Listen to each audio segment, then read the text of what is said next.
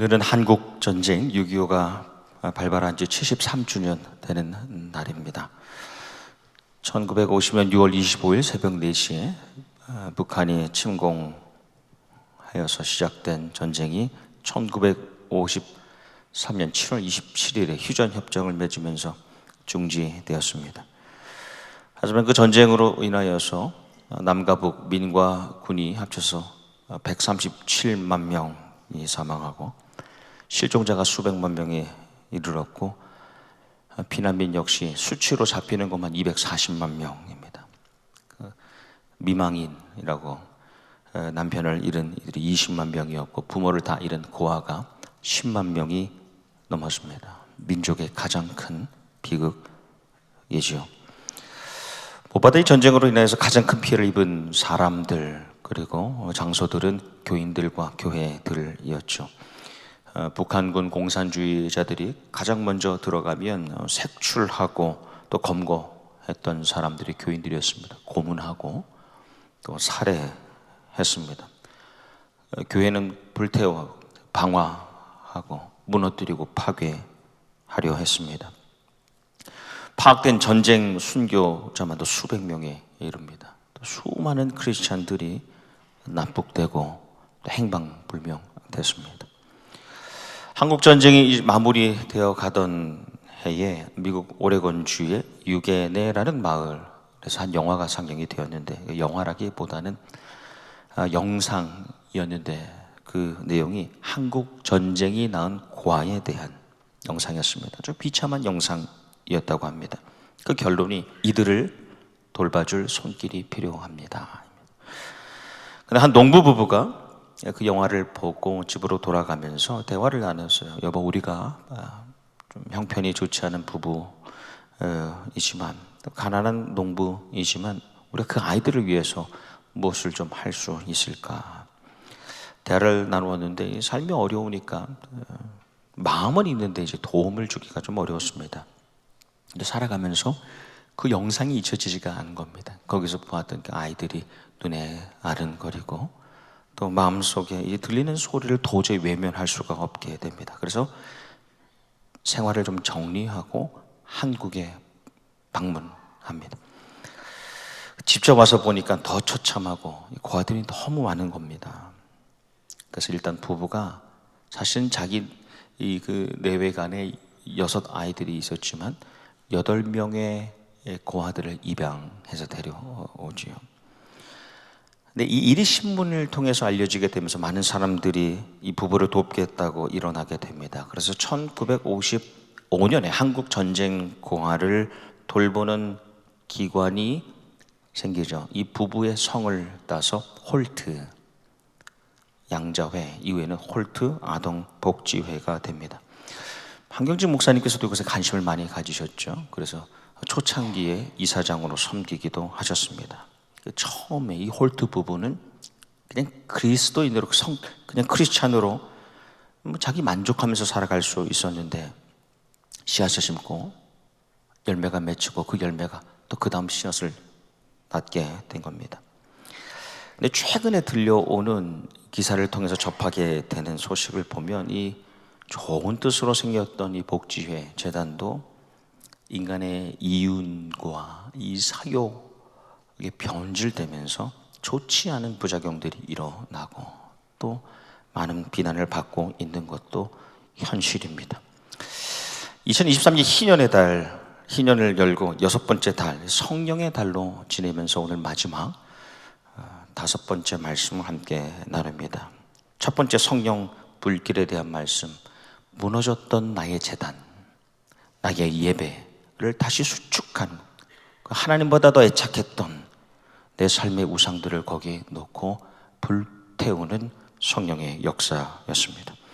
두 번째 성령 생수는 이 더러운 오물과 쓰레기들로 가라앉아 있던 나의 우물을 다시 비워내는 것이죠. 그리고 그것을 말씀의 생수로 채우는 겁니다. 그 성령의 두 번째 역사였습니다.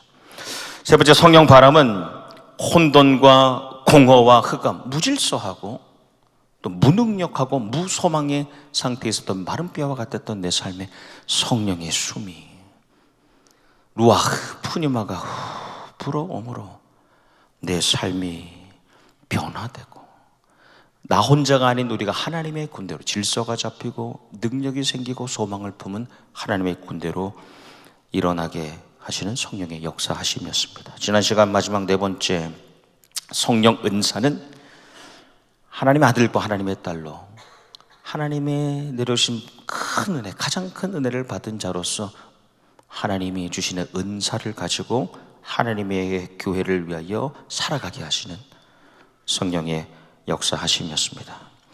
성령 물길, 성령 생수, 성령 바람, 성령 은사는 나를 성령의 사람으로 변화시키는 것이었죠. 오늘 마지막 성령 열매는 변화되는 성령의 사람의 마지막 단계, 종착지, 최종 관문입니다.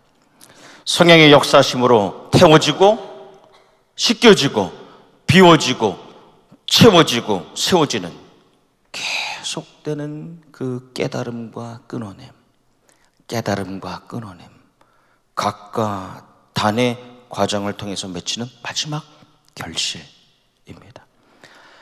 내 삶에 맺히는 그 열매를 통하여서 나의 나이테의 가치를 보게 됩니다.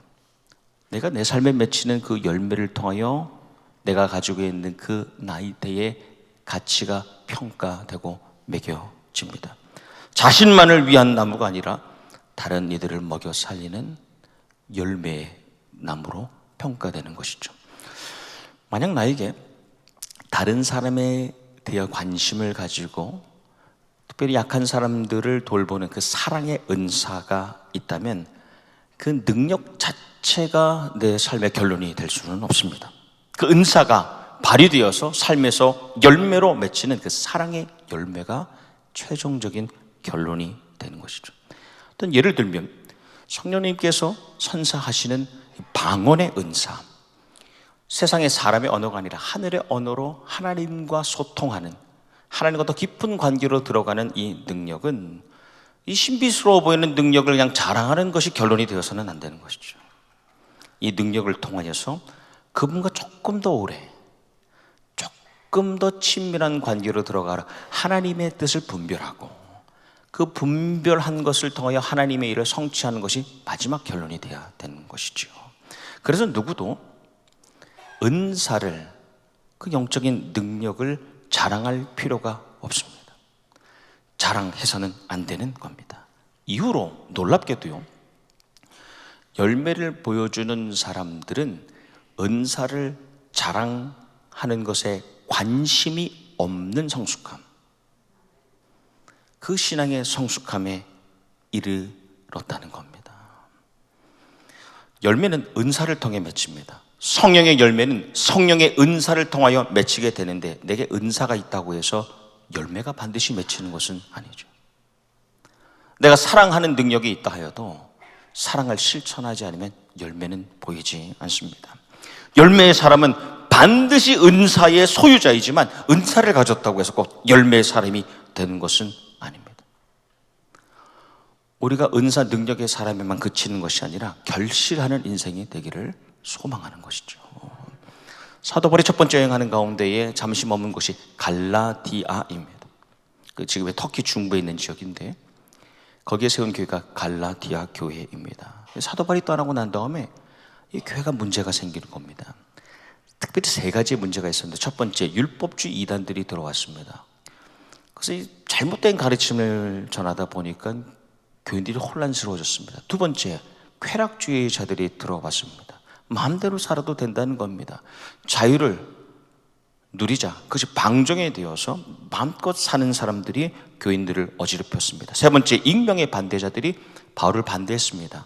정말 사도가 맞는가? 그러면서 그가 저는 복음 자체를 부인하기 시작했습니다. 사도 바울이 첫 번째 여행을 통하여서 맺은 열매, 갈라디아 교회가 더 좋은 열매를 맺기를 기대했는데 탐욕의 열매를, 그 결말을 향해서 나아가는 것을 보고 참지 못하는 거예요. 그래서 사도 바울이 이 갈라디아서를 쓰는데, 그래서 조금 갈라디아서는 좀 과격해 보이는 면이 있습니다. 사도 바울이 좀 격앙된 모습을 보이기도 합니다. 그의 단호한 말씀이, 그를 통해 전해진 하나님의 단호한 말씀이 너희는 성령을 따라 행하라 입니다. 성령을 따라서 행하라. 그리하면 육체의 욕심을 이루지 아니하리라 하시고, 육체의 소욕은 성령을 거스르고 성령은 육체를 거스르나니 이 둘이 서로 대적함으로 너희가 원하는, 너희가 하나님의 자녀가 되어서 성령이 임재하신 가운데 정말 성령님이 원하시는 것을 이루지 못하게 한다는 말씀입니다. 여러분, 하나님의 자녀된 우리는 영원한 죄악으로부터 자유한 사람들입니다. 하지만 이 땅에 살아가면서 항상 선택이 있지 않습니까? 우리의 육에 따라서 살 것인가? 아니면 하나님의 영에 따라 살 것인가? 매일매일 매 순간순간 그 선택을 마주합니다. 우리의 육을 따라 살 것인가? 하나님의 영을 따라 살 것인가? 육신을 따라 살면 그 결말이 음란, 주술, 우상, 대적, 분노, 시기, 질투, 분쟁, 파당이지만 하나님의 영, 성령을 따라 살 때에 기본적으로 맺히는 가장 핵심적인 열매가 사랑, 희락, 화평, 오래 참음, 인내, 자비, 양선, 충성, 온유, 절제. 성령으로 살면 또한 성령으로 행한다라는 말씀의 의미, 항상 성령이 원하시는 것이 무엇인지, 순간순간 하나님의 영이 원하시는 것이 무엇인지를 분별하며 살다 보니까 성령이 원하시는 것을 행하게 된다는 겁니다. 분별이 행함으로 나아가는 겁니다. 그런데 이 열매들이 점점 맺히는 것이 너무 자연스러워서 말씀해 보니 어떠한 법도 어떤 율법도 막을 수 없다는 겁니다. 성령으로 살다 보니까, 성령이 무엇을 원하시는지 순간순간 분별하며 살다 보니까 성령이 원하시는 일을 행하게 되고, 그 행함이 세월이 쌓여 모이다 보니 열매를 맺히게 되는데, 이 자연스러운 신앙의 이치를 막을 길이 없다는 겁니다. 성령의 불로 정화되고 물이 공급되고 바람으로 숨쉬고, 성령의 불로 정화되고 물로 씻겨나가고 성령의 바람으로 숨쉬고 자라면 좋은 열매가 맺히는 것, 그 열매로 좋은 나무됨을 증명하는 것이 바로 우리의 삶인 것이죠. 성령으로 살고 행하는 이들에게 보여준 이 핵심적인 9가지 열매, 여러분, 사랑의 열매를 다 이루고 난 다음에 희락의 열매로 나아가는 것이 아닙니다. 이 9가지 열매는 단계별로 이루어지는 것이 아니고 개별적으로 나타나는 것이 아니라 9가지가 동시적으로 맺힙니다. 그래서 사랑하려는 자는 사랑은 오래 참고, 사랑하려고 하는 사람은 인내하게 됩니다. 충성하는 자는요, 당연히 절제하게 되지요. 화평하려고 하는 사람은 온유함을 이루어야 되는 겁니다. 양선, 선함을 구하는 사람들은 자비, 항상 베품을 행하며 살게 됩니다. 그래서 하나하나가 각각 떨어진 것이 아니라 이 9가지는 나눠질 수 있지만 결국 하나이죠. 역으로 보면 반면에 마음에 칼을 숨긴 이의 입술이 끝내 부드러울 수는 없습니다. 우리가 잠시 누구의 시선을 속일 수는 있을지 몰라도 이 악한 자리로 향하는 우리의 걸음을 막을 수는 없는 겁니다. 잠시 속일 수는 있지만 결국 맺히는 열매를 통하여 전체를 볼 수 있다는 겁니다. 여러분가 잘 아는 대로 나무의 열매는 순식간에 열리지 않습니다. 또 그것이 순식간에 익지 않습니다. 오랜 계절이 걸리고, 또 열매는 다 먹어보지 않아도 한 열매만 먹어도 전체 그 나무의 열매의 퀄리티를, 그 질을 우리가 알 수 있죠. 성령의 열매 역시 그렇습니다. 속히 얻을 수 있는 은사와는 다릅니다. 그 은사가 발휘되어서 세월이 걸리면 열매가 맺히게 되는데, 그 하나의 열매를 통하여 내 삶 전체의 열매를 볼 수 있다는 겁니다. 언어가 아름다운 사람들이 행위가 아름답습니다. 행위가 아름다운 사람의 인생이 아름답습니다. 멋지게 하나님 앞에서 멋지게 사는 사람들은 삶의 구석구석이 멋져요. 저는 우리가 그런 성령의 열매에 경지에 이르는 성령의 사람들 되기를 원합니다. 은사에 머무는 사람이 아니라, 내 능력을 보여주는 사람이 아니라 반드시 실제적인 열매를 보여주는 그런 나무가 되기를 축복합니다. 성령으로 살고 성령의 뜻을 분별하며 살면서 자연스럽게 성령이 원하는 대로 행하며 열매를 맺는 사람들, 세상살이에서도요, 어디 가도요, 이 핵심적인 9개의 열매에서 나오는 파생되는 좋은 열매들, 다양한 좋은 열매들을 맺으며 살아갑니다. 우리 세상은요, 이기주의, 물질주의가 지배하는 시대입니다. 그리스도인 삶도요, 피하기가 참 어렵습니다. 이기주의, 물질주의, 그 위에 더해서 경쟁주의, 그걸로 가득한 현실, 그 삶의 자리에서도 여러분, 성령으로 살고 행하는 사람들은 육체의 소욕을 따라 살지 않고 성령의 소욕을 따라 살기 때문에 이웃을 돌보는 일에 관심을 가집니다. 생태계를 살리는, 아름다운 하나님의 자연을 살리는 일에 관심을 가집니다. 힘들고 어려운 약자들, 특별히 교회 공동체 가운데 어려운 이들을 살피는, 보호하는 일에 자연스럽게 관심을 가집니다. 우리 삶에 허락하신 나라를 위하여 충성하는 열매를 맺어갑니다. 그렇게 하나님께 영광 돌리고 하나님의 나라를 확장해 가는 겁니다. 여러분, 역사는 성령의 사람이 맺는 열매, 그리고 그 열매가 만들어내는 씨앗으로 다른 생명이 먹고 살아가는 것이 역사입니다. 세상의 역사도 그렇습니다. 세상의 역사도 성령의 사람이 맺는 그 열매에서 나온 그 다음 씨앗이 심겨지고 그 다음 열매가 맺히고 그 성령의 사람의 열매에서 나온 씨앗이 다시 심겨지는 것이 우리의 역사입니다. 예수님께서 마지막에 십자가에 돌아가시기 위해 베다니 마을에서 예루살렘 성으로 가시죠. 말씀에 이른 아침에 가시는데 시장하셨다. 배가 좀 고프셨던 것 같습니다.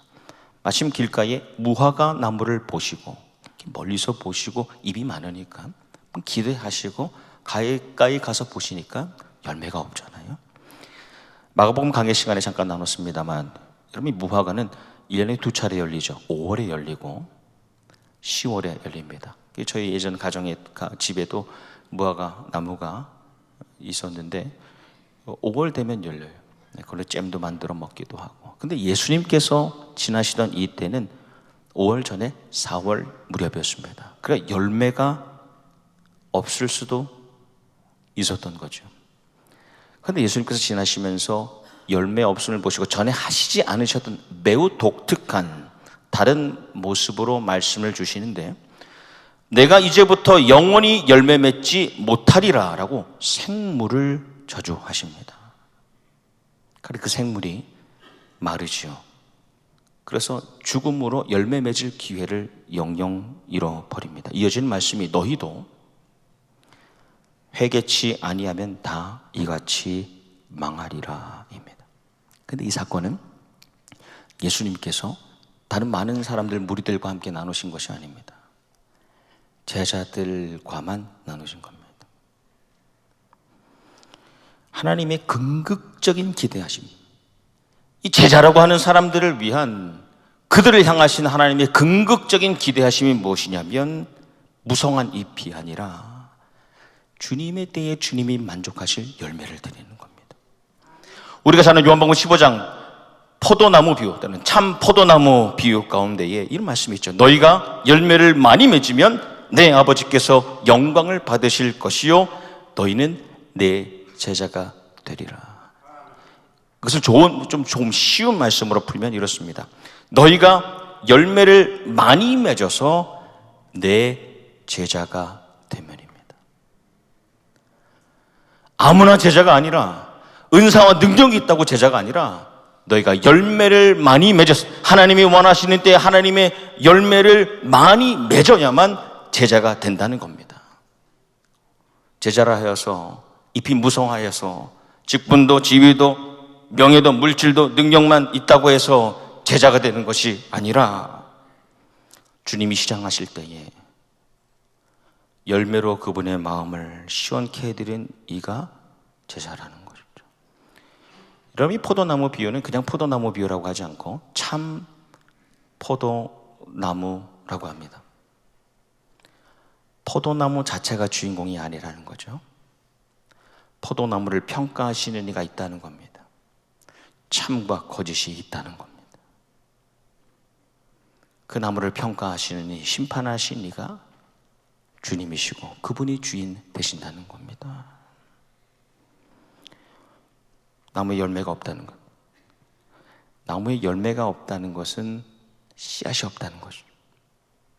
씨앗이 없다는 것은 미래가 없다는 겁니다.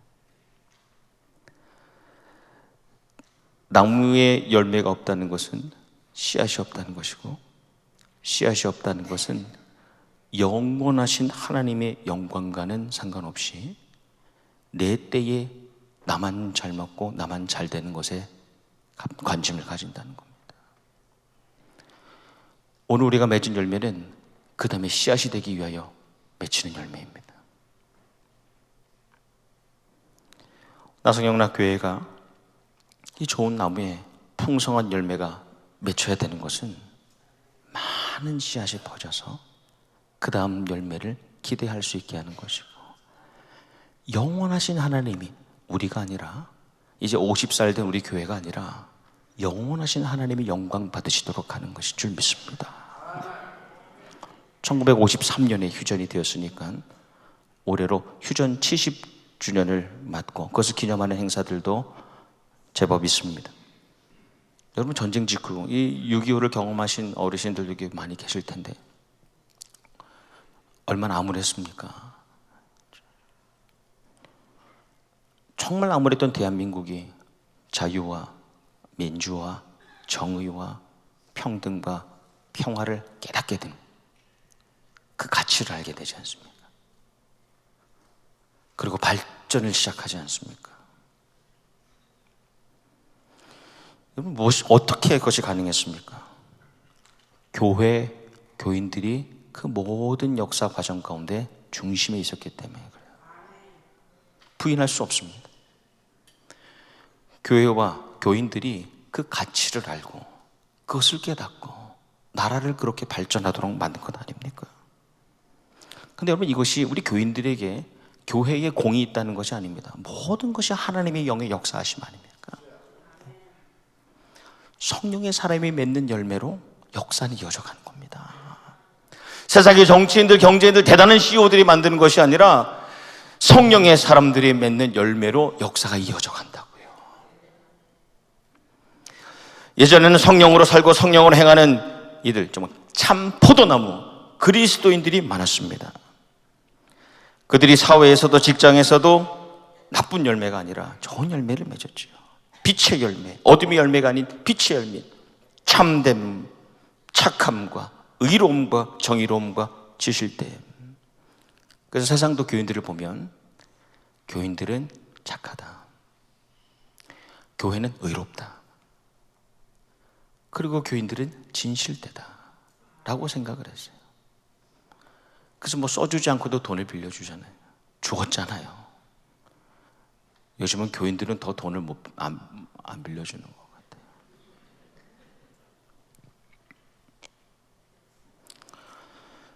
교회와 교인들이 그런 열매를 보여줬기 때문에 세상도 그렇게 바라봤습니다. 그리고 세상을 변화시키는 능력이 있었지요. 근데 교회와 교인들이 성령의 소욕이 아니라 육체의 소욕에 따라서 가진 힘을 자랑하기 시작합니다. 교회가 대단한 것처럼 능력을 자랑하기 시작합니다. 농부 되신 아버지와는 떨어지게 됩니다. 가지로 이어져 있는 예수님과 연결이 끊어지게 됩니다. 분리되기 시작합니다. 성령의 가지치심, 성령의 가지심, 성령의 깨끗해 하시는 그 역사들과 멀어지는 겁니다. 불태움을 피하고 씻겨짐을 피하고 비어짐을 피하는 겁니다. 각가다네요. 이 거룩한 이 구조가, 이 과정이 끊어져 버리는 겁니다. 깨달음이 없습니다. 끊어냄이 없습니다. 그러니까 예수님의 말씀처럼 열매를 맺지 못하는 가지로 보여지는 겁니다. 요즘 한국의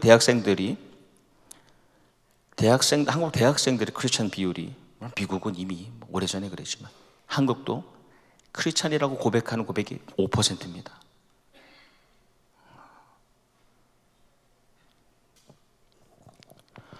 선대가 아름다운 열매를 맺지 못했기 때문에 심을 씨앗이 없는 것이죠. 오늘날 각종 미디어 기사들이 교회 비리에 대해서 얘기합니다. 목회자의 추행에 대해서 교인들의 여러 문제로 채워집니다.